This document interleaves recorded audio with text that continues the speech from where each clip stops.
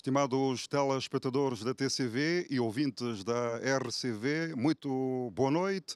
Sejam bem-vindos a mais um programa Grandes Debates da RTC, Rádio Televisão Cabo-Verdiana, programa transmitido em simultâneo na televisão de Cabo Verde e Rádio de Cabo Verde. Nesta edição vamos falar da saúde do coração. Como convidados temos aqui o cardiologista Dr. Luís Dias. Muito boa noite, muito obrigado por ter aceito o nosso convite. É um prazer. Temos a nutricionista doutora Fernanda Azancote, também para si, boa noite, muito obrigado por ter aceito o convite da RTC. Obrigada eu, boa noite. Outro convidado é o Jailton Rocha, ele que é personal training e preparador físico. Muito obrigado, boa noite. Obrigado, prazer. Ao longo do programa também vamos contar com a colaboração, a participação de alunos do curso de Medicina da UNCV, Universidade Pública de Cabo Verde, e na plateia, para além de alunos, já temos um médico recém-formado que é o Jailton Rocha. Eles também irão dar o seu contributo ao longo desta hora e meia de programa. Como dissemos, vamos aqui falar da saúde do coração. Começando por si, sem mais delonga, Dr. Luís Dias, qual é o ponto de situação, como é que estamos em termos da saúde do coração no país? É assim, mais uma vez, boa noite. E eu queria agradecer a oportunidade que nos dão sempre de poder estar aqui e falar, e como tem uma ampla audição e ampla rede de espectadores, também nos torna possível chegar a mais gente com a nossa informação sobre a saúde. Respondendo à sua questão, eu gosto de dividir isso em duas partes. Quanto à prevenção cardiovascular, eu acho que nós estamos relativamente bem. Quanto à questão agora de resolução do problema dos doentes que já têm doença já estabelecida, estamos aquém ainda de estar bem da saúde.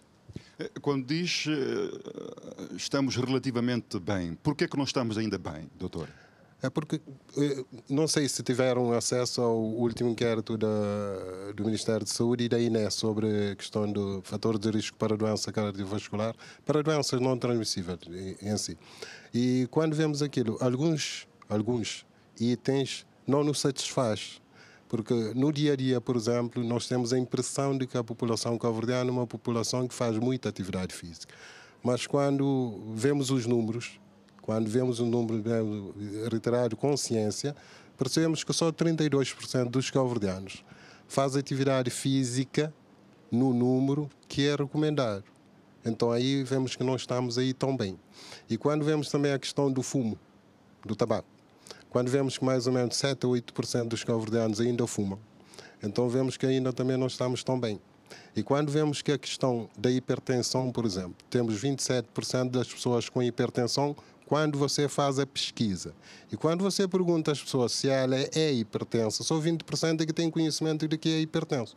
Então não estamos aí tão bem, porque não estão ainda conscientes da sua doença ou ainda não têm informação da sua doença como queríamos que estivesse. Isso só para dar algum exemplo. Mas será apenas a consciência da pessoa para saber da sua doença ou ter-se-á que fazer outro trabalho para que a pessoa possa ter essa consciência, doutor? Não sei se eu sou capaz de responder a essa pergunta, porque no mesmo inquérito também, você vê que 97%, acho que qualquer coisa aí, 90% das pessoas já alguma vez lhe informaram sobre isto. Agora, nós temos um caminho, que a questão é receber a informação, interiorizar a informação, depois mudar os hábitos. Aí é que é o problema. Eu acho que ainda não chegamos na última etapa aí que estamos com o problema, porque a informação as pessoas têm. Agora, a mudança é que ainda não temos. Há momentos já falou do fumo, do tabaco, mas o problema do fumo prejudicial à saúde não se pode resumir apenas ao fumo do tabaco, doutor. A poluição ambiental, outro tipo de fumo também não prejudica a saúde do coração, a saúde no seu todo? Prejudica, mas são coisas que ainda não temos dados. Os dados científicos concretos que nos dão sobre isso ainda não estão ao nível do que nós temos, por exemplo, em relação ao tabaco. E por isso não é uma área que podemos falar com a vontade sobre as suas consequências. Eu ouvi e li há poucos dias, dados da OMS, que fazem uma relação, um estudo que fizeram, que há uma relação entre as cidades onde você tem mais poluição e maior incidência de doenças, não só cardiovasculares, as doenças não transmissíveis propriamente em si. E depois, só que você tem outros itens, tem outros fatores que intervêm nessas grandes cidades, que não é só questão de poluição ambiental, para que leve. Por exemplo, a questão sonora, a questão do horário que as pessoas dormem nas grandes cidades e no campo é diferente, o que as pessoas comem na cidade é diferente do campo. Então, são outros fatores que nos intervêm e não temos ainda esse dado tão fiel e falar isso concretamente como consequência para a doença cardiovascular. As pessoas que estão a acompanhar este programa, grande debate, hoje o foco do programa é a saúde do coração, como dissemos no início, um programa transmitido em direto na televisão de Cabo Verde, TCV, e também em simultâneo na RCV, Rádio de Cabo Verde. São os dois órgãos públicos de comunicação da RTC, Rádio e Televisão cabo-verdiana. Quererão perguntar nesta altura, doutor, quais são as principais doenças cardiovasculares que temos aqui no país e as causas dessas patologias. Quando dizemos patologias do Fórum Cardiovascular, nós devemos dividir sempre em dois grupos. Eu gosto de separar para poder comparar e ter melhor percepção. Podemos falar de um primeiro grupo, que são grupos de doenças que nós chamamos de fatores de risco cardiovascular, em que inclui a hipertensão, inclui a obesidade, o sedentarismo, a diabetes, a dislipidemia, etc. E depois temos agora as doenças propriamente ditas, que são as consequências dessas primeiras levas de doenças que eu comuniquei, que agora são o AVC, as doenças do coração, as doenças arterial periférica e a doença renal, que leva à insuficiência renal. Então, esses são os grupos que nós falamos. Falando desse segundo grupo, que são a consequência que levam geralmente à invalidade e à morte, nós não estamos bem. Porque em Cabo Verde a primeira causa de morte é o AVC, vem logo a seguir doenças químicas do coração, o infarto agudo do miocárdio. É que muitas vezes falamos e temos muita comunicação nos meios sobre a questão das doenças não transmissíveis, mais propriamente do cancro. E quando você constata em números, você em Cabo Verde, o cabo-verdiano morre 3 vezes mais de infarto agudo do miocárdio do que de cancro de próstata. E se você juntar todos os cancros, o cabo-verdiano morre mais de doença circulatória do que doença de cancro, quase 4 vezes. Então, eu acho que há que mudar o foco, porque faz-se muito investimento, pelo menos na informação e campanhas, etc., quanto à questão do cancro, e um pouco que esquecemos a questão da doença do coração, e realmente quem está matando é a doença do coração e a AVC. Fica então a dica do doutor para as autoridades com responsabilidade na matéria. Vamos agora passar a bola ao campo da doutora Fernanda Zancote, que é nutricionista, também a outra convidada aqui do programa Grande Debate. Doutora, que papel a nutrição, que ligação a nutrição tem com a doença do coração ou com o coração, neste caso concreto? Mais uma vez, boa noite a todos. Cumprimentar os que estão lá em casa a ouvir-nos. Para falar do que é que a nutrição tem a ver com as doenças cardiovasculares, começamos por citar quais são os fatores de risco, pegando um pouco daquilo que o Dr. Luís acabou de dizer. Podemos dividi-los, a OMS mesmo faz isso, acaba por dividi-los em 2 setores, aqueles que são modificáveis e aqueles que não são modificáveis. Estou a falar dos fatores de risco. Com relação àqueles que são modificáveis, temos o uso abusivo do álcool, temos o tabaco, como já foi dito, temos a obesidade, temos o consumo inadequado dos alimentos ou a dieta inadequada, temos o sedentarismo. Todos esse pacote tem tudo a ver com o que fazemos na nutrição, o que o profissional nutricionista faz, que é planificar de acordo com as características do paciente, de acordo com o seu histórico, de acordo com aquilo que ele apresenta no momento, para ou estar a prevenir ou estar a tratar. São todos fatores que estão diretamente relacionados com aquilo que comemos, com o estilo de vida que levamos. Então, a nutrição tem um papel fundamental na prevenção das doenças cardiovasculares. Há bocado falou da dieta inadequada. O que é que se deve comer bem e melhor para prevenir doenças cardiovasculares, já agora? Bem, podemos pegar num aspecto. O que é que o Dr. Luís já falou, um pouco daquilo que são as doenças cardiovasculares, a diversidade deles, mas uma coisa que a maior parte deles tem em comum é o que chamamos de inflamação. A inflamação acho que é o fator primordial para que ocorra ou se desenvolva alguma doença cardiovascular. Então, para falar um bocadinho daquilo que é a inflamação, o que é que gera a inflamação, não é? Podemos pegar, por exemplo, naquilo que comemos. Muitas vezes, falando um bocadinho daquilo que é a corrente sanguínea, daquilo que é o fluxo sanguíneo. Dentro dos vasos temos um revestimento que chamamos de endotélio, que é ele que é como se fossem tijolinhos, que é ele que torna o sangue mais fluido, que faz com que o sangue circule com maior facilidade, faz a contrição, contrai, relaxa, exatamente para que ocorra esse fluxo de forma saudável, se posso assim dizer. E muitas vezes o que é que acontece, dependendo daquilo que comemos, o nosso corpo entra num estado de inflamação. E como inflama também a parede do endotélio, também acaba por inflamar. Antes ainda de pegar nisso, ele tem o papel de fazer com que, por exemplo, a gordura que circula no sangue circula com facilidade e não entre para dentro do vaso. E quando o nosso corpo está inflamado, esse endotélio está prejudicado. Então ele acaba por deixar, se posso assim dizer, a passagem dessas partículas de gordura que depois vão depositar na artéria, que é aquilo que acaba por gerar o aparecimento das doenças cardiovasculares. Muitas vezes aquele que chamamos do entupimento das artérias.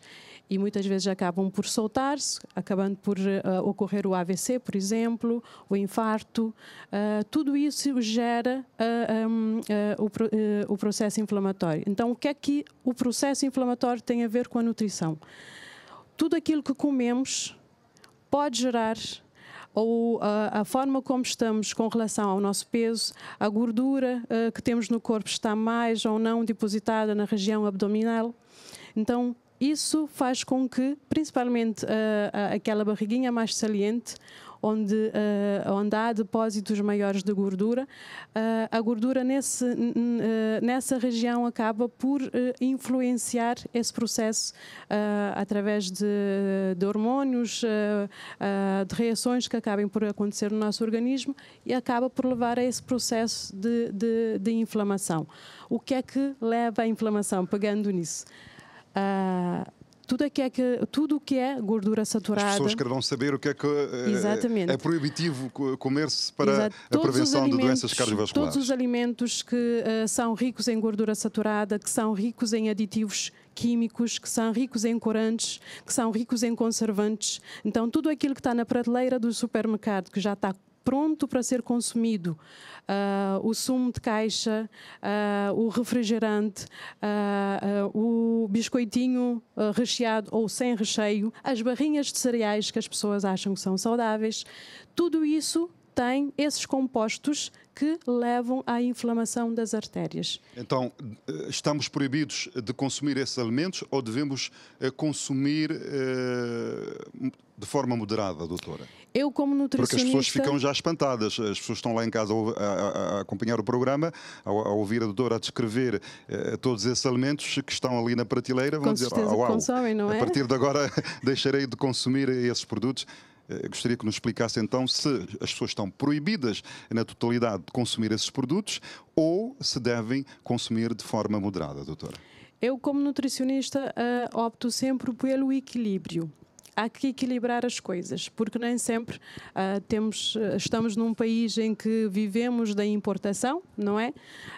Há pessoas que não têm muitas opções. O que eu posso dizer é que as pessoas tentem encontrar um equilíbrio entre os alimentos in natura, que chamamos, e os alimentos ditos industrializados. Encontrando esse equilíbrio e que haja maior consumo de produtos in natura, eu não posso dizer que estão totalmente proibidos. Depende também da condição que apresentam. Se já apresentam fatores de risco, se já apresentam essas doenças citadas pelo Dr. Luís, então já essas pessoas já têm que ter a anteninha mais ligada, digamos assim, já têm que levar em consideração mais se devem ou não consumir esses alimentos, e nada mais é que um profissional para o orientá-los nesse sentido. Muito se fala da importância da educação física, dos exercícios físicos. Vamos passar a bola agora para o campo do outro nosso convidado aqui neste programa Grandes Debates da RTC, que é o Jailton. Jailton, a maioria dos cabo-verdianos fazem exercício físico ou nem por isso? Boa noite, muito obrigado pelo espaço para esclarecer essas dúvidas. Você vê muitas pessoas fazendo caminhada, tá? Mas aos treinos resistidos ainda tem um pouquinho de rejeição. De ir num ginásio, fazer um treino com o peso, às vezes até com o peso do corpo, ok. Faz só essa caminhada, às vezes o nosso piso não é adequado, tá? E falando de coração, o Dr. Luís falou que tem que dividir, né, em duas partes. Se a pessoa já tem diabetes, se a pessoa está com obesidade, tá? E depois a fase que já um pós-infarto das atividades, que a gente tem que separar esse público para saber indicar quais atividades deve fazer, tá? Por exemplo, alguém com sobrepeso, você vai faz caminhada, vai num piso irregular, tá? Depois o que ele vai trazer problema? Vai trazer graves problemas para ele mesmo, né? Por causa está sobrepeso. O que sobrepeso você fala? Tem que fazer atividade cardio, tá? Vai fazer atividade cardio, mas em compensação o que vai? Os tendões dele, sobrecarga articular, tá? E às vezes você pergunta, faz uma anamnese. Quando chega em você num ginásio ou num espaço apropriado, você pergunta, e a alimentação? Não, a minha alimentação é super boa. Tá, isso, você vai falar, mas super boa, como assim? Algum nutricionista falou, não, sabe? Então ainda tem muito esse tabu. As pessoas acham que está alimentando direito e às vezes não. E uma pessoa, então, quando vai a um preparador físico, um personal trainer, portanto, tem que fazer o seu histórico total, né, para saber exatamente que patologias tem, que não tem, e que tipo de exercícios que deve fazer, Jailton. Sim, aí eu faço uma avaliação física, né? Nessa avaliação física, a primeira parte dessa avaliação vê o anamnese, tá? Que é todas essas perguntas, a idade, o sexo, né? Vai preenchendo e eu falo, qualquer dúvida, você pergunta, eu tiro, que vem essas partes, o histórico familiar, o histórico da pessoa, tá? As doenças, que tipo de remédio que tomam, o horário que tomem, a dosagem que tomem, se já passou por um médico, né? Depois para um nutricionista, para você levantar o máximo, para você puxar o máximo desse aluno ou desse paciente, né? E quais são os exercícios adequados para se prevenir doenças cardiovasculares, Jailton? Muita gente pensa que só a caminhada, que é um músculo, o coração é um músculo, né? Então, o esqueleto é um músculo. Às vezes as pessoas só caminhada, mas eu aconselho a mesclar, tá? A parte cardio e o treino resistido também. Já agora fala parte cardio, para uma pessoa que nunca esteve num ginásio, o que é isto, a parte cardio num ginásio? A parte cardiovascular é quando você vai fazer uma esteira, uma bicicleta, um transporte, tá? Essa é a parte cardio. Então, as pessoas vão só na parte cardio, às vezes já tem problema de sobrepeso, tá?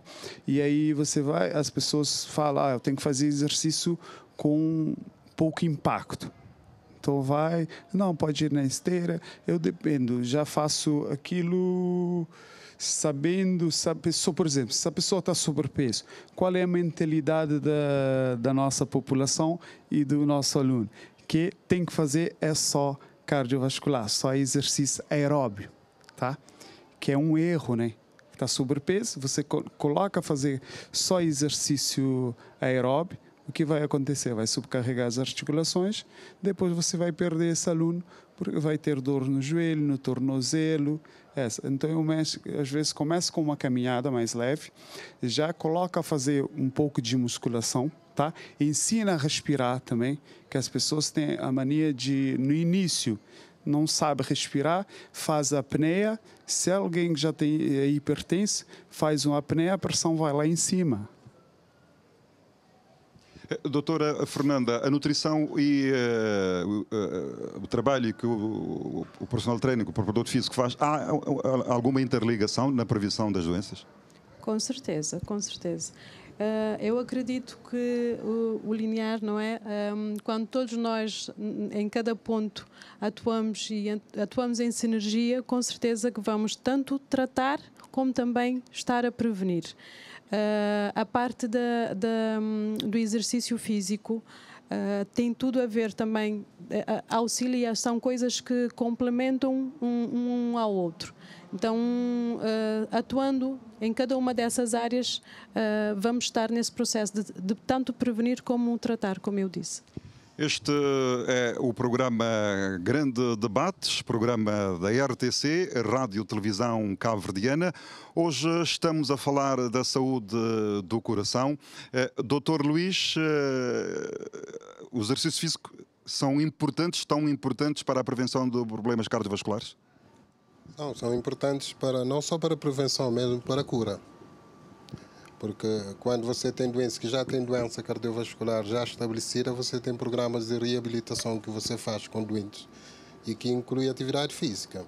E na prevenção, que é o que mais nos interessa aqui, o que nós recomendamos aos nossos doentes é atividade física e o básico. O básico é o quê? O que a OMS recomenda e que a Sociedade Europeia também de Cardiologia recomenda é que os doentes façam 150 minutos semanais de atividade física aeróbica. E é 150 minutos, como que você pode ver? Uma pessoa simples, como eu digo no consultório, você sai de casa, marca no seu relógio 15 minutos e você regressa 15 minutos. Dá 30 minutos, de segunda a sexta, você já tem 150 minutos semanais. Isto é o básico. Agora, há outras opções para quem não queira fazer esse tipo de caminhada, mas também há que diferenciar uma coisa da outra. Muitas vezes uma pessoa começa por fazer para a prevenção das doenças e depois quer um pouco também fazer a questão da estética. Quando já é a questão da estética, exige mais carga física, mas o benefício cardiovascular é igual. E se você for fazer exercício físico severo, ou de pessoas de alto rendimento, atleta de alto rendimento, até não é benéfico para o sistema cardiovascular, é deletério. Porque, só dar um exemplo, a esperança de vida dos atletas de alto rendimento é menor do que a população geral. Isto quer dizer que o exercício físico exagerado, de alta carga, não é benéfico para o sistema cardiovascular. Então, o que nós recomendamos, volto a dizer, é fazer exercício físico, 150 minutos semanais, que é o básico, que todo mundo entende, simples. Isto já faz prevenção cardiovascular. Doutor, falou há momentos de problemas de hipertensão, mas eu creio que há estudos que dizem que 30% da população é hipertensa. Essa percentagem preocupa? Preocupa. Se você... Não é só a questão da percentagem dos hipertensos, porque eu digo sempre... Quando você é diagnosticado hipertensão arterial, não é o fim do mundo. Porque enquanto você não tem a hipertensão arterial controlada, você está com risco cardiovascular maior do que a população geral. Mas quando você faz o controle e atinge o alvo terapêutico para esta tensão arterial, o risco cardiovascular seu fica igual à população geral. Então, o que nós temos aqui em Cabo Verde é temos uma porcentagem aproximadamente de 30% de pessoas que são hipertensas. Desse 30%, há um 40% que ainda não toma medicamento. dos que tomam medicamento, você encontra menor de 50% que estão controlados. Aí assim é que torna preocupante. Porque não é só a hipertensão que é o problema, é não estar controlado que é o grande problema. Aí entra a questão da disciplina da pessoa, do paciente, não é? É a disciplina do paciente, é o médico, porque o doente não consegue chegar ao alvo sem estar com uma simbiose com o seu médico, há que ir com uma simbiose. O doente tem de pôr a sua parte, a disciplina. E como é que se faz essa simbiose? Isso aqui é difícil. Se eu soubesse, já não tínhamos muito problema por aqui. Isso aqui é difícil, porque os estudantes que estão aqui vão ver o que é. Esse aqui é o principal trabalho que o médico vai ter, porque conseguir andar junto com o doente é complicado, e às vezes torna-se uma tarefa muito árdua. Nós tentamos dar o nosso melhor para conseguir levar o doente, mediante os nossos conselhos, a atingir a sua questão de plenitude e de saúde. Agora, às vezes é complicado, porque nós temos outros fatores.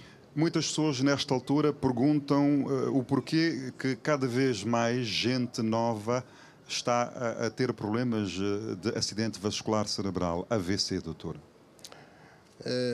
Eu costumo dizer sempre que não é bem a verdade o que as pessoas dizem, porque o que nós temos é a informação que circula hoje em dia mais rapidamente. Você tem rede social.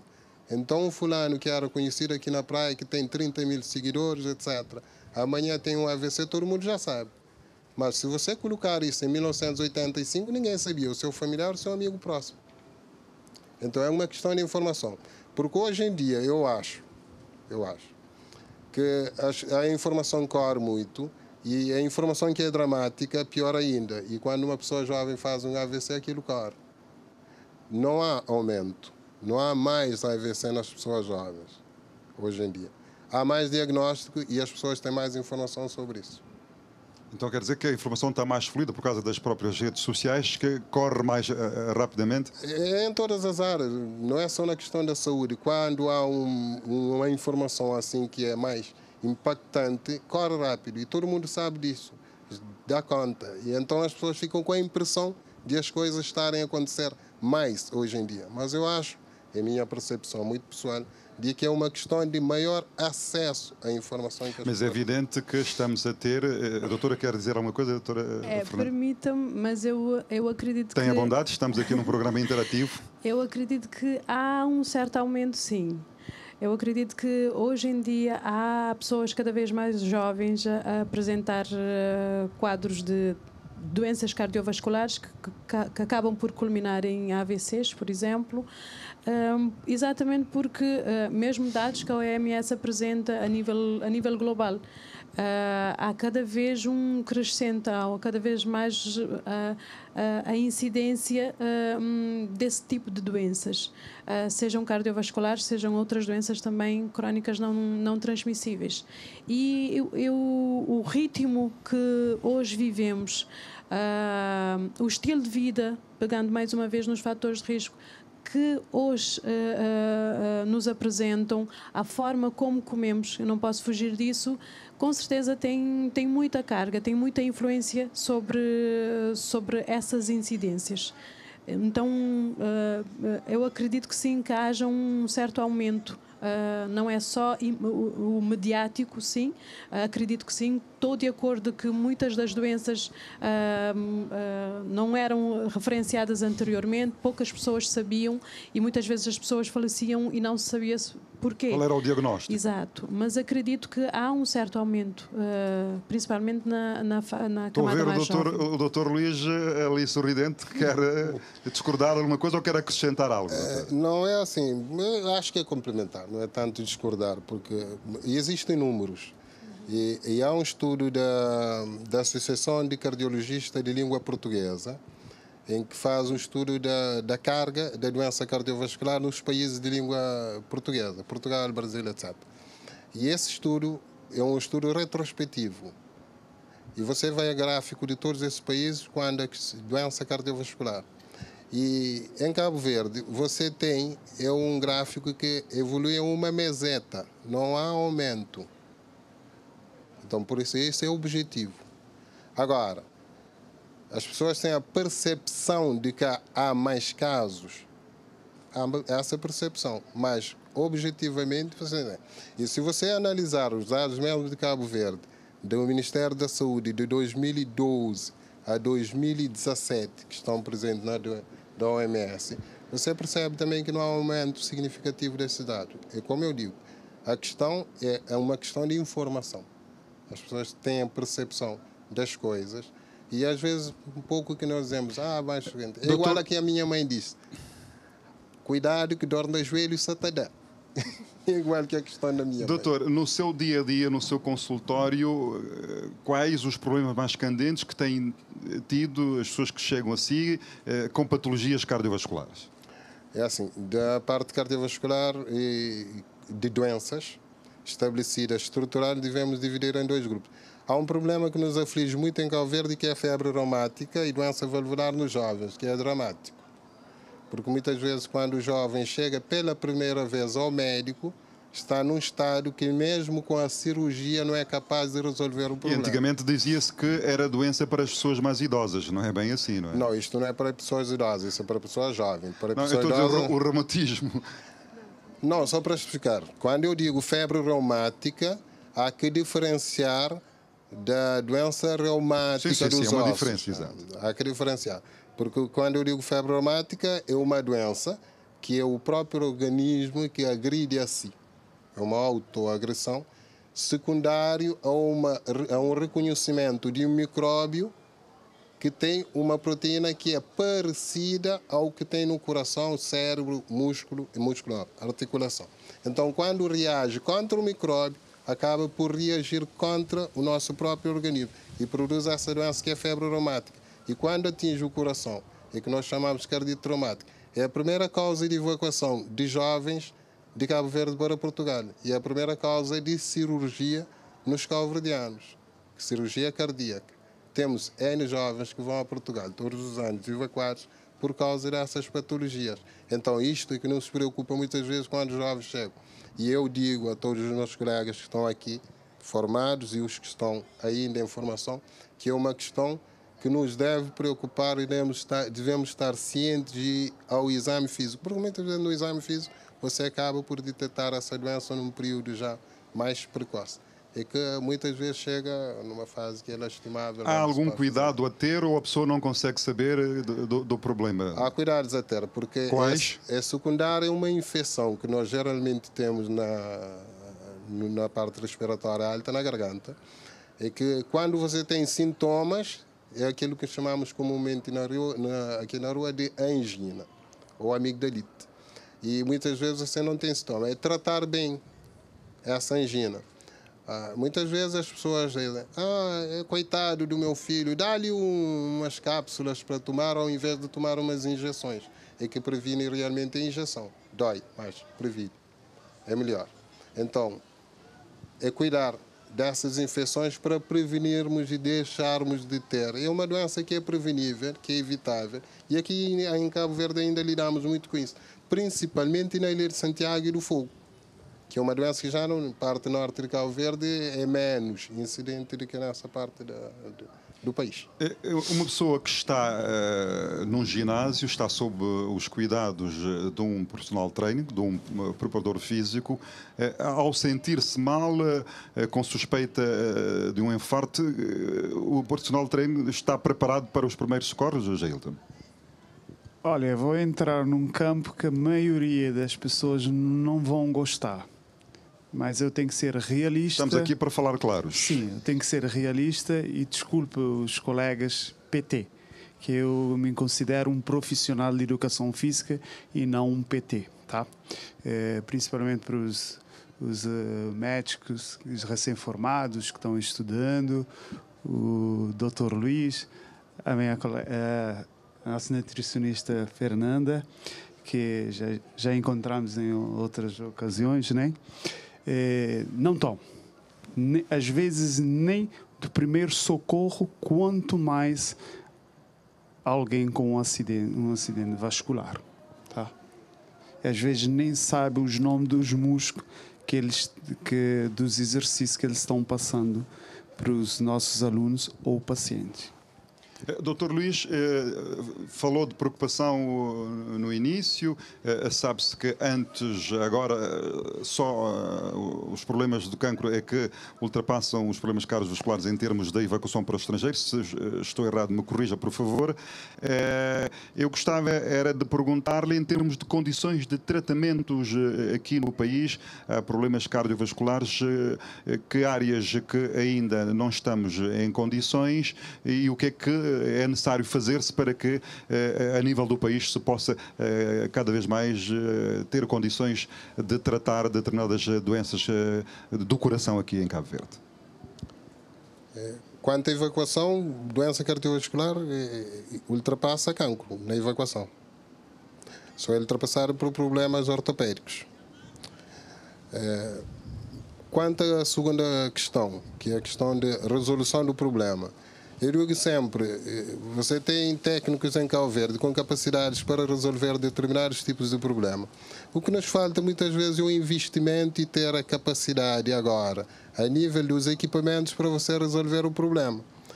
Você tem pessoas que fazem infarto em Cabo Verde e que você devia fazer cateterismo nas primeiras 24 horas. Você acaba por fazer o tratamento médico e depois esperar 3, 6 meses para fazer o cateterismo em Portugal. E muitas vezes, quando com medicamento você não consegue abrir o vaso e permitir a circulação, é catastrófico para o coração do doente. E muitas vezes são doentes que têm 40 e tal anos, 50 e tal anos, e depois têm uma média de vida de 5 anos para chegar ao fim. Então, o que eu digo é que realmente já é hora de começarmos a pensar em tratar os nossos doentes internamente aqui no país. É fazer um investimento realmente... Chega a outro ponto que talvez não devíamos estar a discutir aqui, que é a questão do orçamento do Estado. Você não pode ter um Estado como Cabo Verde e ter uma percentagem para a saúde como nós temos. Não devia, não. Nós estamos aqui justamente a falar da saúde do coração e apontar prevenção. Sugestões, apontar pistas. Nós sabemos que o nosso país é um país pobre. Eu sei que há bem poucos dias a Ministra da Saúde teve uma reunião com um especialista na área da ortopedia e também com médicos cardiologistas, no sentido de traçarem ideias, definirem ideias para se reduzir o número de evacuações, ver o que é necessário em termos... Ela disse que há bons técnicos, jovens, médicos jovens com capacidade e com vontade de trabalhar, é só definir as ideias, acertar as agulhas e criar algumas condições em termos de materiais para se poder fazer determinados tratamentos aqui que ainda não se faz e que leva a que os doentes sejam evacuados. Porque a questão da evacuação não tem que ver só com o tratamento que a pessoa vai ter. Para além do tratamento, tem também a questão social, familiar, inerente a uma evacuação. Todos esses fatores devem ser tidos em conta, doutor. Sim. Primeiro, sobre a nova gestão no Ministério da Saúde, nós estamos todos entusiasmados, porque realmente o que nós temos percebido é que nós vamos ter realmente novos investimentos e novas coisas acontecendo aqui em Cabo Verde. Sobre a questão da evacuação, realmente, eu chamo a questão da evacuação em 3 pontos. Primeiro, a questão financeira. Você gasta mais evacuando um doente para Portugal do que investir aqui e tratar o doente internamente. Segundo, você acaba por separar a questão social, separar uma pessoa do seu ente familiar, do seu país, durante períodos, às vezes, de anos, para resolver um problema que você devia investir já há muitos anos atrás e ter a solução internamente. Depois é a questão agora do técnico interno aqui, o técnico nacional. Você fica numa posição que é um pouco ingrata. Você sabe fazer uma coisa, você entrega ao paciente seu a outro país para fazer uma coisa que você sabe fazer. Por quê? Porque alguém não te dá o material para você fazer. É um pouco chato. Pronto. Agora, sobre a questão do tratamento, há outra questão, desculpa, tem uma outra questão que me tinha feito. Fugiu-me. Me tinha feito uma outra questão. Eu falei de condições, o reforço de condições para se poder fazer tratamento aqui e evitar não, nunca se vai conseguir evitar, sempre poderá haver necessidade de um outro caso a ser evacuado, mas para reduzir a evacuação para o exterior para tratamentos cardiovasculares. Sobre a questão da redução de evacuação de doença cardiovascular, não é doença, só doença cardiovascular. Eu cheguei a Cabo Verde em 2004. Estamos aqui no programa a falar deste caso concreto, mas há outros casos. Em 2004, só para dar um exemplo, em 2004, quando eu cheguei no Hospital de São Vicente, já tinham capacidade para colocar prótese de anca. E hoje estamos em 2024, 23, quase 24. E ainda não colocamos prótese em Cabo Verde. É uma questão de comprar prótese. Eu falo igual, quando falamos de doença cardiovascular, da questão de pacemaker. Nós temos capacidade técnica para colocar pacemaker desde 2016 em Cabo Verde. E ao longo de 2016 até hoje em dia, colocamos próximo de 40 pacemakers. Se você fizer por ano, é um número irrisório. Depois você pergunta, por que não colocam? Porque não compram. Porque o Estado não compra. Então, é isto que estamos entusiasmados com a nova gestão, porque parece que vão comprar. Então, você tem técnicos, eu estou a dizer só 2 exemplos, que sabem fazer coisas, e você evacua doente para fazer coisas em Portugal. Eu acho que o país... eu queria dizer era essa parte, quando diz que o país é pobre. Eu acho que o país é pobre, não é pobre. Não, nós não somos tão pobres. Presumo que quererá dizer que falta definir prioridades. É por aí. É que as coisas, às vezes, aqui em Cabo Verde, você não divide... A divisão que se faz aí é que não é tão justa. Porque para a saúde, realmente, você não pode... E quando você diz a saúde, é uma questão muito sensível, porque afeta várias áreas. Por exemplo, você tem uma população que você evitou de morrer por doenças infecciosas porque você fez uma boa campanha de vacinação, etc. Depois você fez uma prevenção de doenças cardiovasculares que estamos indo, eu acho que vamos caminhando num bom caminho.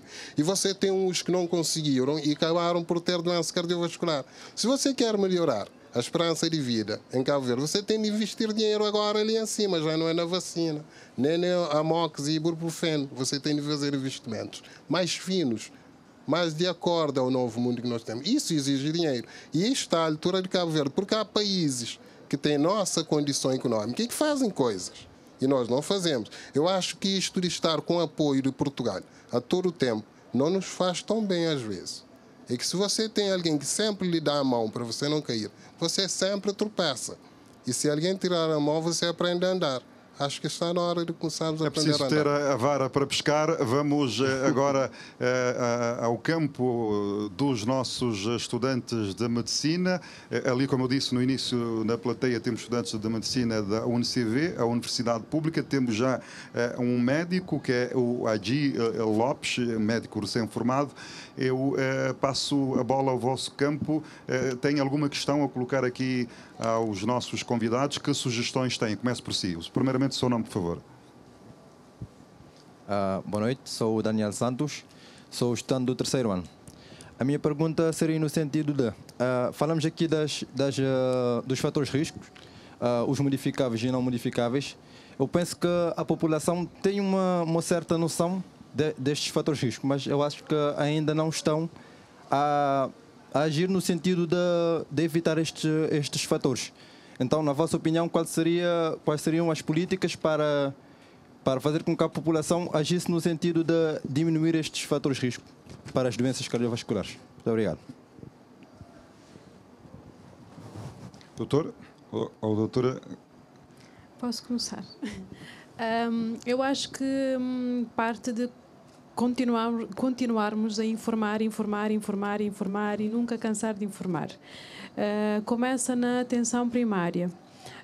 A OMS mesmo divide que para a prevenção das doenças cardiovasculares podemos dividir em 2 partes. Aquilo que o Estado pode fazer, aquilo que podemos fazer com o indivíduo. Aquilo que o Estado pode fazer é, por exemplo, colocar rodovias onde as pessoas possam caminhar com mais segurança, é estabelecer algumas normas com relação à regulação e da comercialização de alimentos, mas também tem aquela parte que é da atenção primária, que é do indivíduo. Começar a informar, pelo menos da nossa parte da nutrição, é começar a mostrar às pessoas como é que elas podem se organizar no seu dia-a-dia para que aquilo que eu anteriormente tinha dito, que era o consumo exagerado ou desequilibrado, principalmente dos alimentos ricos em gordura saturada, ricos em açúcar, que são aqueles que são os maiores fatores de risco alimentar para o aparecimento das doenças cardiovasculares, mostrar às pessoas como é que elas conseguem encontrar esse equilíbrio de forma preventiva, porque não podemos tirar, porque está no mercado e muitas vezes é a única opção que as pessoas têm. Então, ajudá-los a planificar a sua dieta alimentar, a sua lista de compras, como é que vão preparar esses alimentos, como é que vão conservar. Tudo isso entra, pelo menos da parte da nutrição, entra no incentivo, na prevenção para que as pessoas, para além da prática de atividade física, para além de cessarem o uso do tabaco e de controlarem o uso do álcool, começarem a interagir também conosco, profissionais de saúde, e também fazerem essa parte. Cabe a nós, como eu disse anteriormente, incentivar, informar e mostrar às pessoas qual é a importância de estarem a seguir essas recomendações. Já teremos mais uma pergunta da plateia. Eu fico ainda rapidamente com a doutora Fernanda, porque falou da conservação dos alimentos. É um fator muito importante e que muitas pessoas não têm o devido, o necessário cuidado com a conservação dos alimentos, sobretudo colocando na geladeira. A doutora pode nos dar aqui algumas dicas rápidas e importantes sobre como se deve conservar os alimentos, sobretudo quando é colocado na geladeira? Bom, falar de uma forma rápida, existem, ao se falar dos alimentos em natura, não é?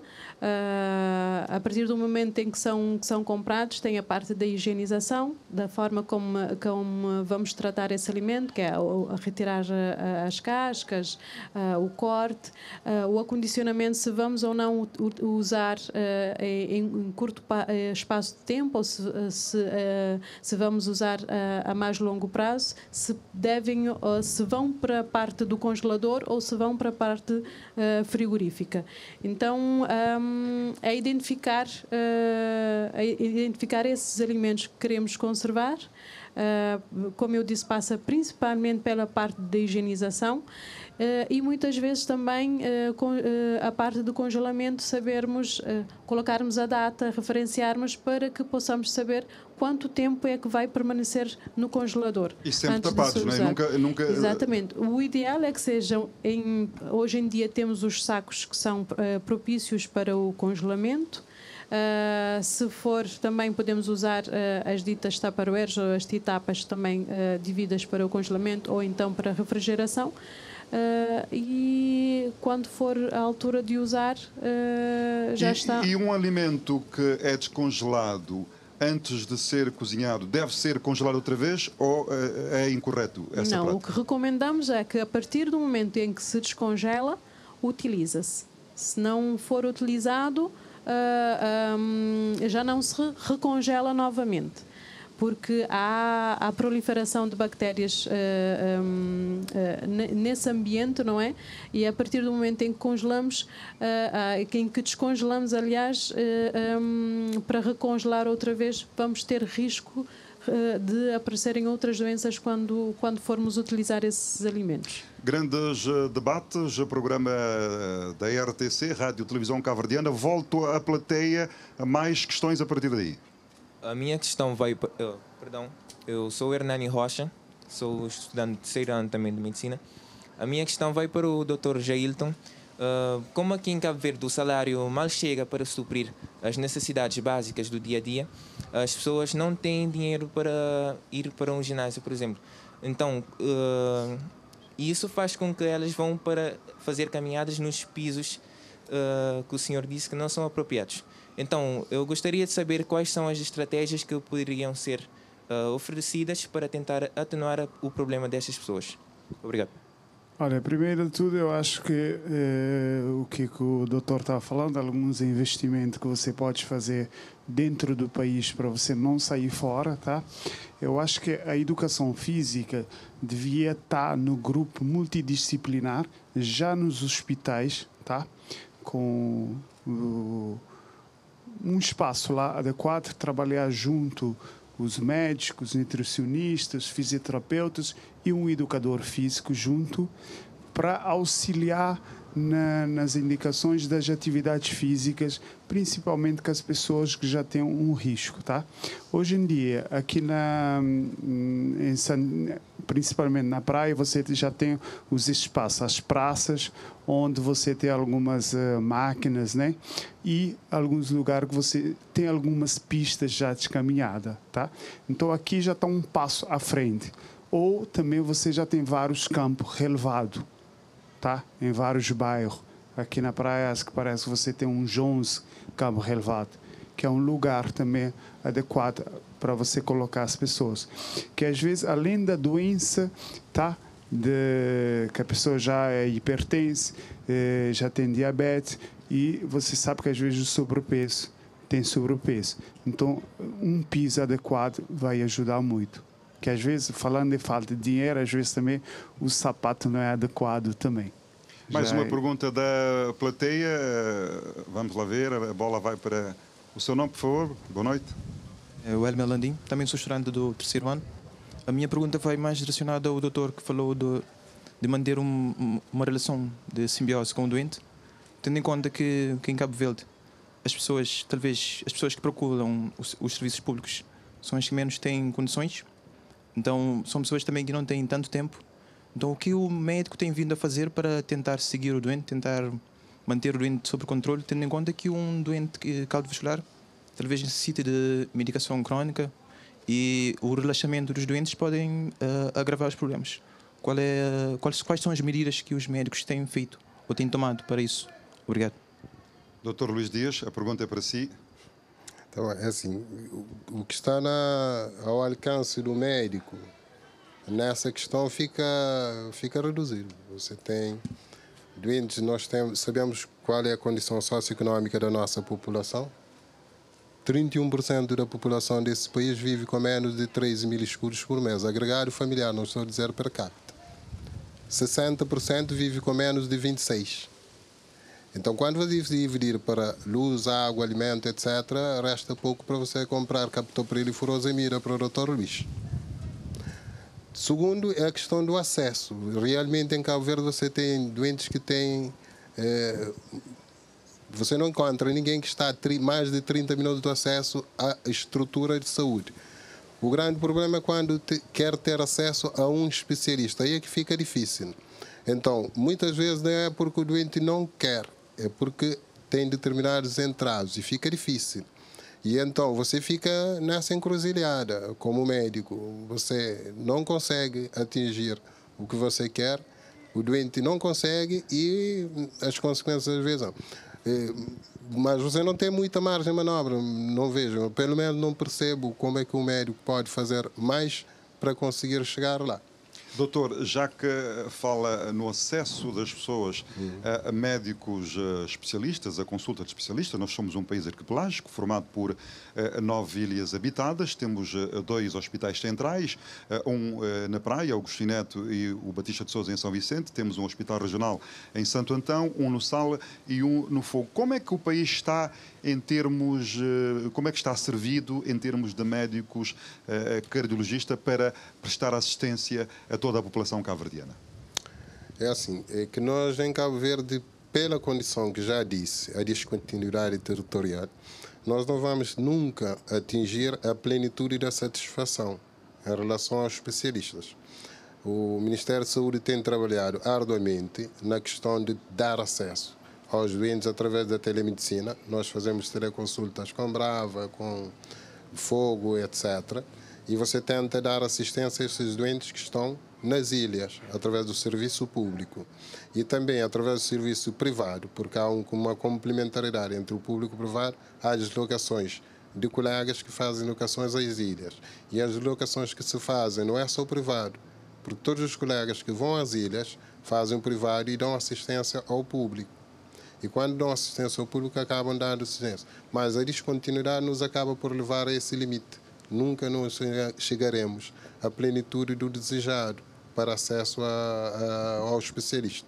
Já que fala da telemedicina, quando em vez há problemas de comunicação, o país já oferece condições a nível tecnológicos, a nível de rede, para que se possa tirar o melhor proveito da telemedicina e se chegar aos pontos do país onde não temos especialistas residentes?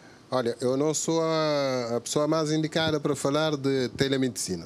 Eu sou um usuário de telemedicina, mas realmente eu não estou na gestão da questão da telemedicina, nunca estive e fico com dificuldade para falar. Mas eu vou falar na ótica de quem é utilizar, como eu, do utilizador. É assim, a telemedicina, muitas vezes estamos resumindo a telemedicina a quando o médico senta no equipamento que o Estado comprou e colocou e você está comunicando com o colega que está numa outra ilha, num outro ponto. Mas muitas vezes eu estou aqui com o meu telemóvel, eu estava aqui há pouco a abrir, etc., a ver, eu estava a fazer telemedicina.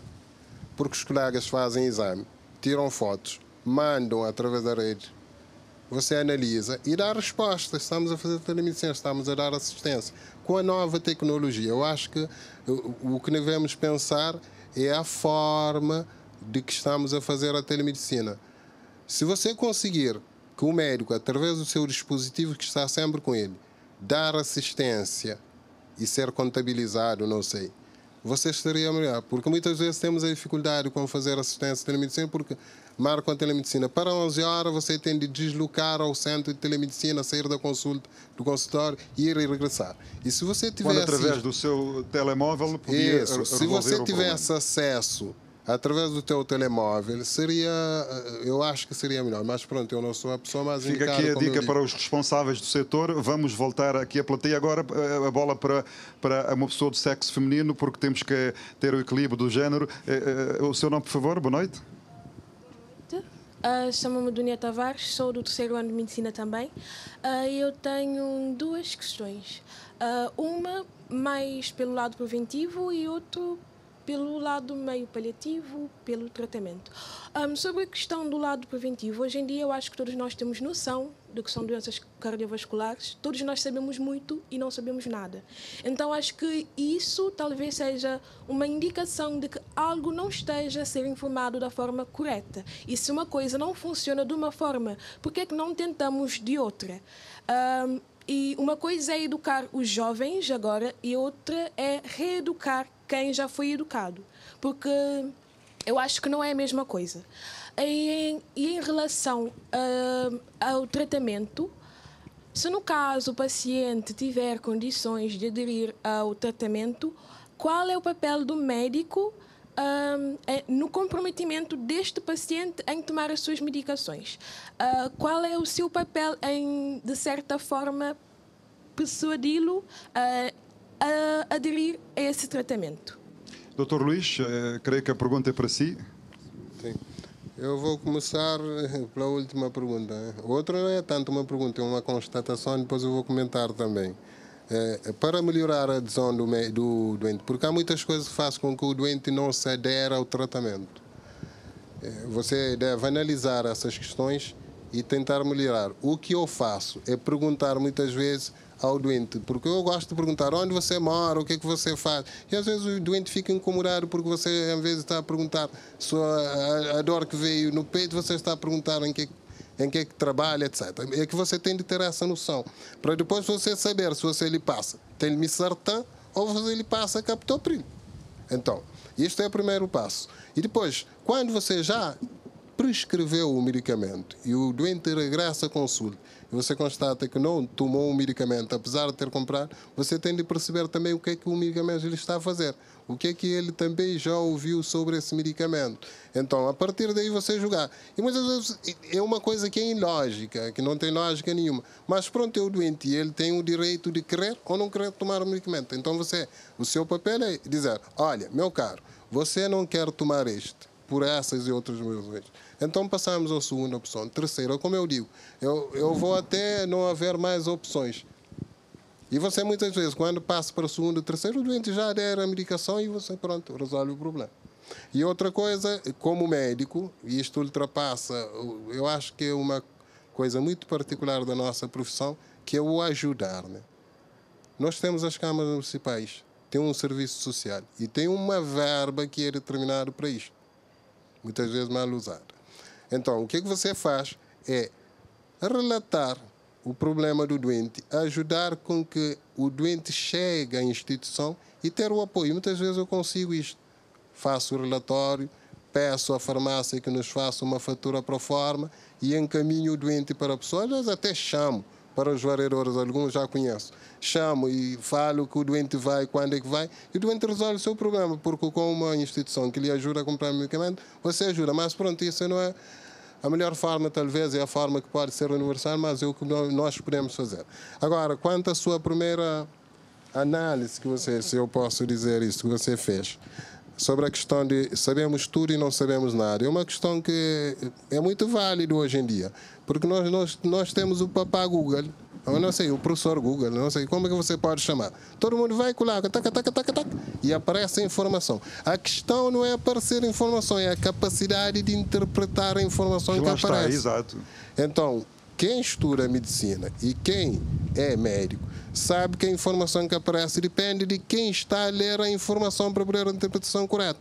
E os doentes chegam muitas vezes nos hospitais donos de si e começam a dizer coisas. Já estão com o diagnóstico feito e automedicados. Doutor, há bocadinho falou de dores no peito. Qualquer sensação de dor de peito pode-se suspeitar da angina do peito, doutor?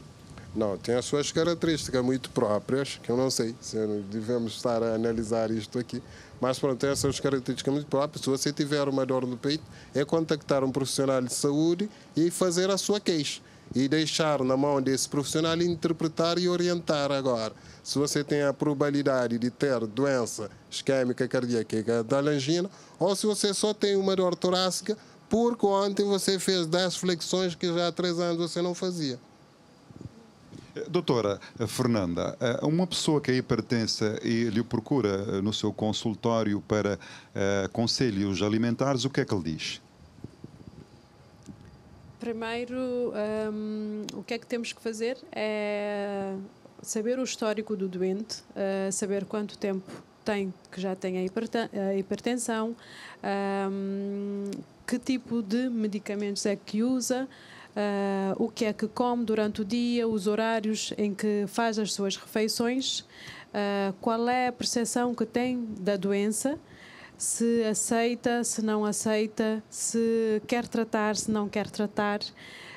E a partir daí, consoante a anamnese que é feita, começar a orientá-lo o que é o seu dia alimentar, o que é o plano alimentar que ele tem que seguir. Como todos sabemos, os hipertensos... O controle do sal é fundamental. Exatamente. Começamos por aí e se calhar também acabo por pegar num ponto, porque muitas vezes quando se fala no sal, a pessoa só se associa àquilo que adicionamos à comida. Os matutanos, por aí. Sim, nesse aspecto... Esses produtos processados estão cheios de sal, não é? Exatamente. Nesse aspecto, acabamos por recomendar que o ideal é que se substituem o sal pelos temperos naturais, como a cebola, o alho e por aí afora, mas também que tenham atenção a todos os rótulos dos alimentos que compram no supermercado ou nos mercados, porque esses têm muito sal escondido e as pessoas muitas vezes não percebem.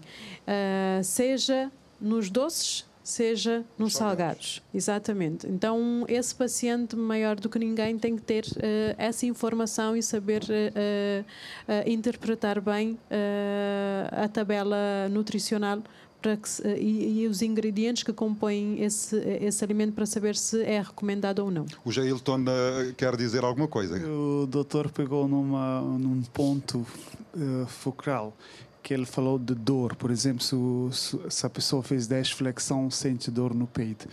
Em relação à dor de exercício, às vezes chega um aluno, já vi, fico lá nervoso, mas às vezes não posso fazer nada. Às vezes o aluno chega, os chamados PTs, vai e coloca para fazer exercício, e não numa dosagem. Já agora falaste de PT 2 vezes, uma pessoa que está a seguir que não sabe o que é PT, pode pensar que é o PT Partido dos Trabalhadores do Brasil, do Lula da Silva. É o personal training. Vai e coloca uma carga muito pesada para o aluno. Eles não sabem o que é adaptação neural. Então é isso que a gente tem que respeitar quando o aluno chega para você, todas as patologias que ele tem, tá? Para você saber a dosagem de exercício que ele tem que fazer, tá? Que é a adaptação neural, para ele não chegar. Que a gente, na atividade física, você vai gerar, são microlesões, não são lesões, tá? Mas se você passar um treino muito pesado da primeira vez para essa pessoa, às vezes ele vai chegar a uma lesão, onde vai ter febre, às vezes vai ter inflamação, tá? E essa pessoa vai fugir, nunca mais vai aparecer no seu espaço. Vamos a mais uma, quiçá, pergunta da plateia, mais uma voz feminina, porque o programa caminha passos largos para a ponta final. Pode dizer-nos o seu nome, por favor? Em que ano está do curso? É o primeiro, segundo ou terceiro? Sou Rania Espírito Santo, sou do primeiro ano do curso de Medicina. E a pergunta é dirigida a quem? Ao doutor ou a algum que pode? Vamos a isto. O senhor disse perante a adesão dos pacientes à medicação. Eu tive o caso da minha mãe, que já está na casa de 63 anos, por ali, que os doutores passaram vários anos a tentar lhe medicar contra a tensão arterial. E ela rejeitava sempre por mitos que ouvia. Não, que fica mais... Ela é agitada. Não, vai ficar mais molenga, isso, aquilo... E eu, com os meus estudos, já tive alguma formação e descobri que... Fiquei a saber que a hipertensão podia causar outros problemas que não são de coração e principalmente falência renal. E eu usei uma prática que não sei se é válida para todas, para conseguir lhe aceitar a medicação. Eu disse, vais decidir, vais morar em São Vicente ou na cidade da Praia para fazer... Ela disse, porquê? Eu disse, para fazer hemodiálise, porque não vais tomar remédio para hipertensão e o teu rim vai estragar e vais ter que mudar. E ela saiu comigo, mas depois no outro dia ela me levantou logo cedo e disse, estás a ver, eu já tomei. E com o tempo, e isso eu acho que não depende também só do paciente, mas também principalmente de acompanhantes, de pessoas que podem ser o ponto, o botão de sensibilidade da pessoa. A importância de acompanhamentos de pessoas. Eu acho que isso pode, em vez de também perguntar à pessoa como vive, também saber se não há uma pessoa, ela pode não ouvir com um médico, mas também pode ser alguma pessoa próxima que pode levar à adesão do tratamento. Doutor, comentários? É realmente porque isso entre nós, os médicos, nós chamamos isso de tratamento de choque. É quando você realmente não tem onde mais ir, então você leva o doente com esse tipo de argumento. Só para dizer isso como exemplo, às vezes resulta realmente, porque eu tenho uma afilhada que resultou do tipo desse tratamento. Eu tive um camarada que não tomava os medicamentos, fazia N coisas, então ia para as urgências. Eu era clínico geral e ele ia com frequência. Eu acabei por conhecer o homem. Então um dia eu chamei, olha, chama a sua esposa. Tá, chama a sua esposa, amanhã quero falar com a sua esposa. Quando a esposa, eu disse, olha, minha senhora, quantos filhos tem? Então tem de arranjar alguém para lhe tomar conta dos filhos. Por quê? Porque o seu esposo vai morrer daqui a pouco tempo. Ela, então o senhor vai ficar de padrinho. Eu fiquei padrinho, por acaso, até era hoje do marido. Mas pronto, o homem deixou de fazer aquelas coisas. E hoje é um homem saudável. Às vezes é preciso realmente, como disse a futura colega, dar um tratamento de choque, não é a todo mundo, mas às vezes você tem de chamar as pessoas, as coisas pelo seu nome, e as pessoas às vezes vêm assim. Vamos a uma última pergunta da plateia, porque acho que o tempo já está. O nosso recém-formado médico, Dr. Agi, está ali caladinho, certamente quererá também dar alguma contribuição. Já preparado, doutor, para essas lides? A preparação é contínua. Felizmente a preparação deve ser contínua. A minha questão é um bocado polémica e vai para a nossa nutricionista, pronto, que tendo em conta o nosso atual cenário económico em Cabo Verde, a senhora acha que é possível os cabo-verdianos terem uma alimentação saudável? Essa é uma questão que é muito debatida nas consultas, principalmente nos pacientes que sofrem de uma síndrome metabólica e que muitas vezes dizem que terem uma alimentação saudável é o maior entrave por causa das condições socioeconómicas. E essa é a classe menos favorecida, é a classe mais afetada por essas patologias. Então, nesse sentido, queria perguntar-lhe se acha que no nosso atual contexto é possível os cabo-verdianos terem uma alimentação saudável. Obrigado. Obrigada pela questão. Acredito que sim. Nós, nutricionistas, quando passamos um plano ou quando prescrevemos uma dieta ao paciente, avaliamos muitas questões que não só a alimentação em si ou aquilo que é considerado o mais ideal. Avaliamos essa parte também. Tanto a parte histórica mesmo, a parte cultural, o acesso ao alimento, aquilo que é a prática do paciente, aquilo que ele consegue realmente fazer ou não, porque não adianta, eu posso desenhar o plano mais bonito, não é? O mais saudável possível para uma pessoa, no caso, por exemplo, um paciente cardiovascular, mas ele mora lá em Picos, no interior, e não tem acesso a muitas coisas, aos cereais integrais, ao arroz integral, à aveia ou à linhaça.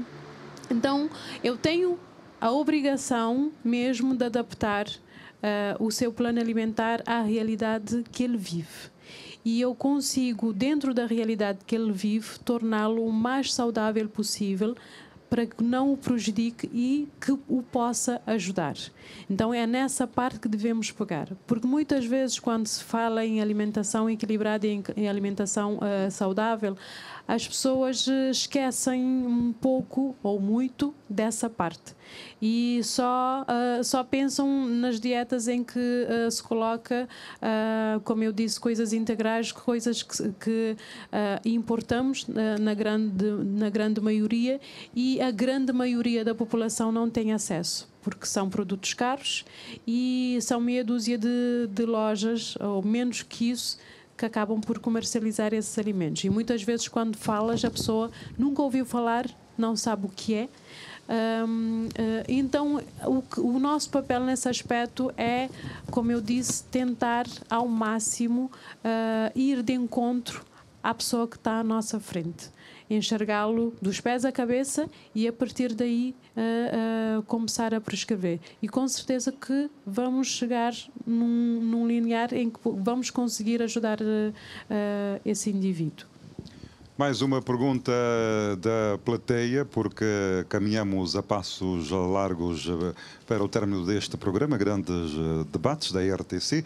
Hoje o tema é a saúde do coração. Queríamos estar aqui por muito mais tempo, porque sempre falar da saúde é algo importante e exige mais tempo, mas certamente que teremos outras oportunidades na Rádio e Televisão Cabo-Verdiana. Mais uma aluna, estudante de Medicina, o seu nome, por favor, e a questão a ser colocada. Boa noite. Boa noite, eu sou Celestina Cunha, sou estudante do primeiro ano e coloco uma questão aos três, que é sobre o equilíbrio destes três setores, as consultas cardiológicas, que são importantíssimas para a prevenção e para a detecção de doenças, o nutricionismo, tanto para a prevenção quanto tratamento, assim como as práticas de educação física, na sociedade cabo-verdiana, em que o cabo-verdiano, aquele que chamamos cabo-verdiano raiz, enfrenta o fator tempo, as questões financeiras e agora a segurança, porque o que eu disse, o cabo-verdiano raiz que trabalha das 8 às 18, onde é mais fácil abrir uma lata de atum do que grelhar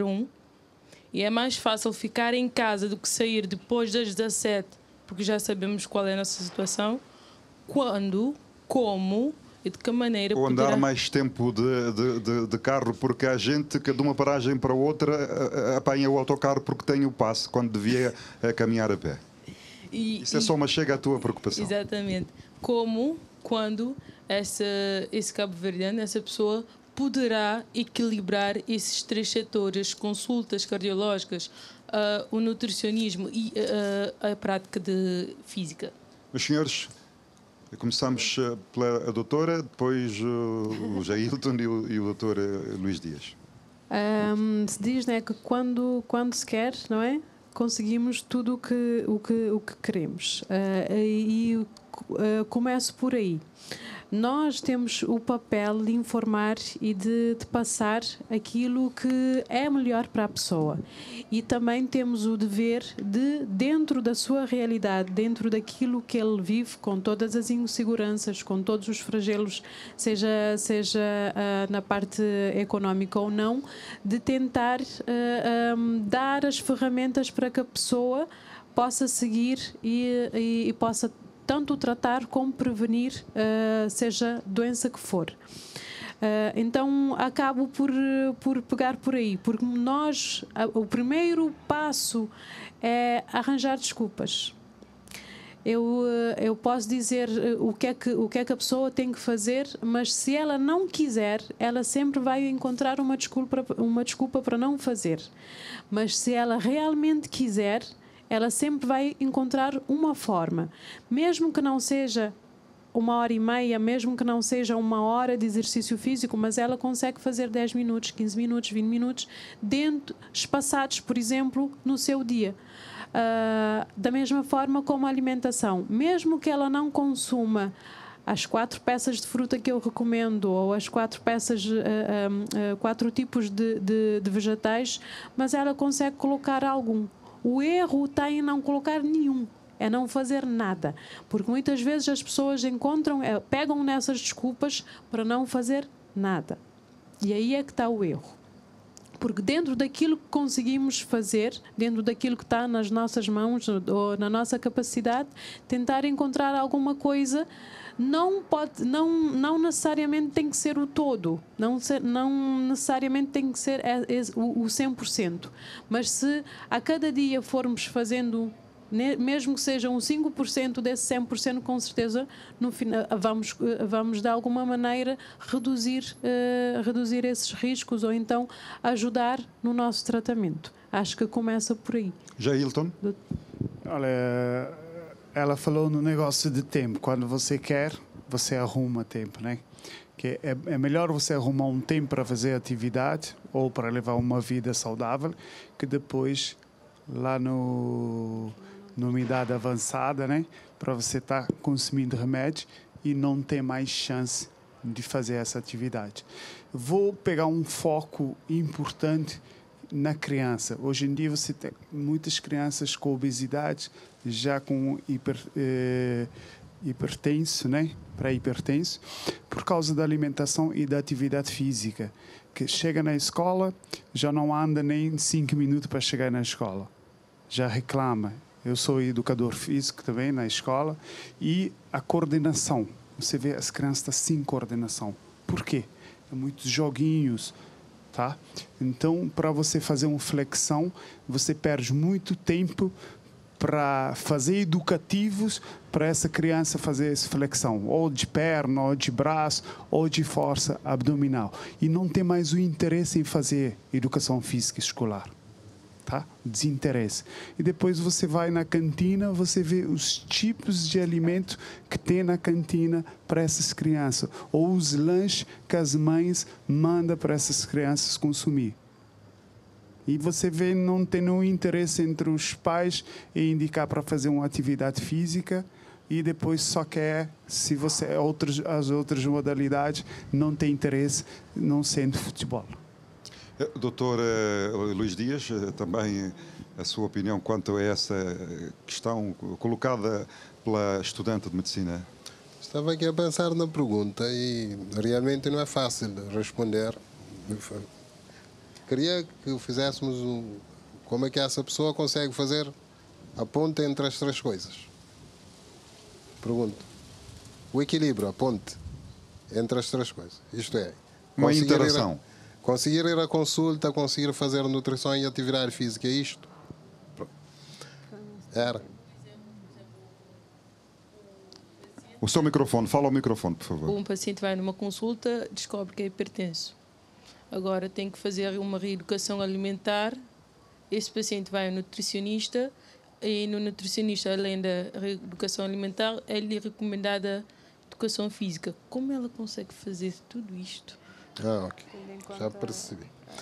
Então, realmente nós temos casos desses frequentemente. Eu vou dar só um exemplo. Um doente é hipertenso, diabético e um pouco sobrepeso e interna por um infarto ou um AVC. Quando sai com mais ou menos 5 papéis de consultas. Cardiologista, centro de saúde, nutricionista, fisioterapia e endocrino. Então, às vezes fica impossível para o doente. O que nós temos de ter é um pouco de bom senso. Muitas vezes chega a minha consulta, se é patologia minha, muitas vezes eu elimino uma parte das consultas. É isso que eu faço, para evitar que o doente passe o seu tempo no hospital. Há coisas que são essenciais, há coisas que você, não sendo da área, você não é especialista da área, mas você pode ajudar, porque se for essa consulta fica pior, porque não tem tempo para mais nada. Então, o que eu faço é tentar fazer o papel do clínico geral e tentar dar apoio em toda essa área. Isto de criar e conseguir doente na nossa parte, como os colegas falaram para cada um da sua área, da nossa área, a questão essencial é a medicação. Nós temos uma lista de medicação essencial e o Estado financia e custeia tratamento que está ao acesso do doente no centro de saúde. Só paga 50 escuros ou qualquer coisa por uma receita e leva 4 medicamentos. Então, há o acesso a esse medicamento. O que nós temos que fazer é saber quem é o doente e o que nós vamos prescrever. Se é o que ele tem acesso nas ditas farmácias do Estado ou nas farmácias privadas. É ter o conhecimento sobre o doente e tentar fazer com que o doente tenha acesso a esses medicamentos conforme a sua posse. E a questão da alimentação. É interessante o que você diz, porque em Cabo Verde recomendamos, a doutora me corrija se é errado, é recomendar 4 a 5 peças ou porções de frutas e legumes, etc., por dia. É que o cabo-verdiano só come 3,4 e 4 vezes por semana. Doutor, falava um bocadinho de infarto.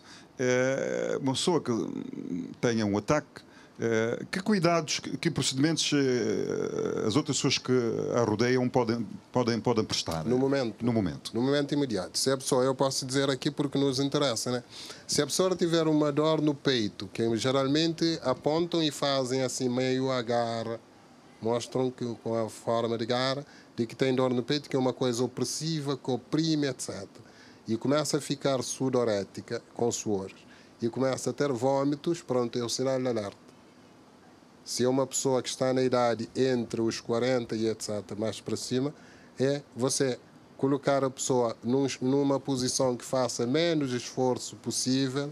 Se você tiver à mão, dar um comprimido de aspirina de 500 mg e chamar apoio para transportar o mais rápido possível o doente ao sistema de saúde.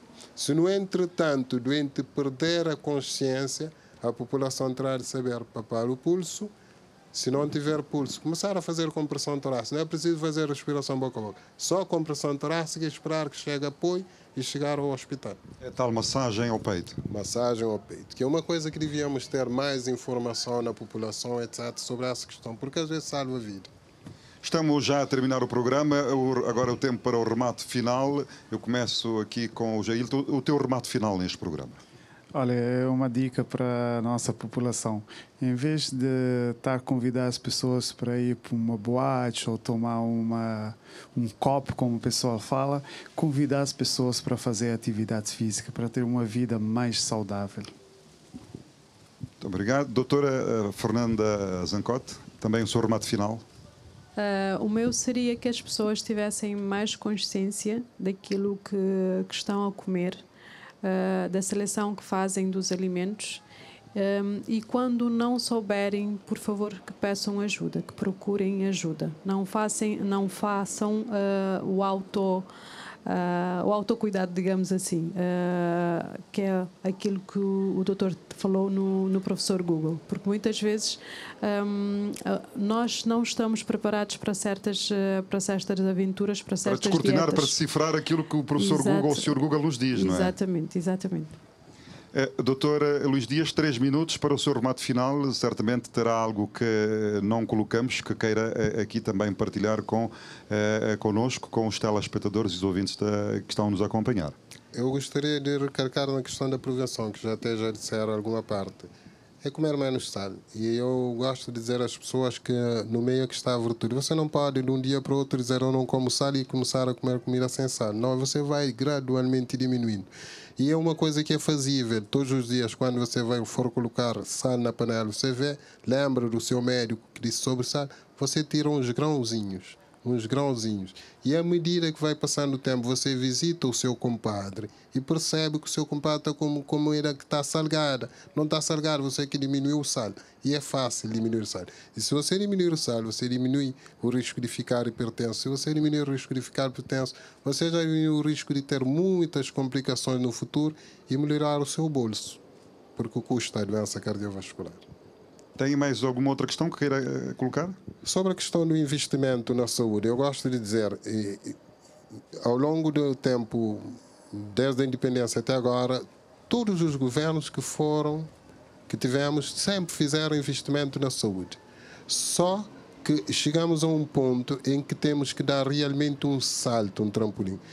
Há muitos anos, todos nós aqui estamos a ver, estamos em transição epidemiológica, Você não pode entrar em transição epidemiológica e depois, a nível de tratamento, continuar na doença transmissível. Então, você tem de investir realmente na hora do tratamento do doente, agora de doença não transmissível. Acho que é por aí. Agradecemos a plateia, formada por estudantes de Medicina da Universidade de Cabo Verde, e ali na plateia já temos um médico recém-formado, o Agi Lopes. Muito obrigado pela vossa participação e também pela contribuição aqui neste programa. Agradecemos ao Dr. Luís Dias, que é cardiologista. Muito obrigado pela sua presença. Agradecemos a doutora Fernanda Zancote, que é nutricionista. Muito obrigado pela sua presença aqui no programa, e agradecemos ao Jailton Tavares, que é preparador físico. Também muito obrigado pela sua presença aqui no programa.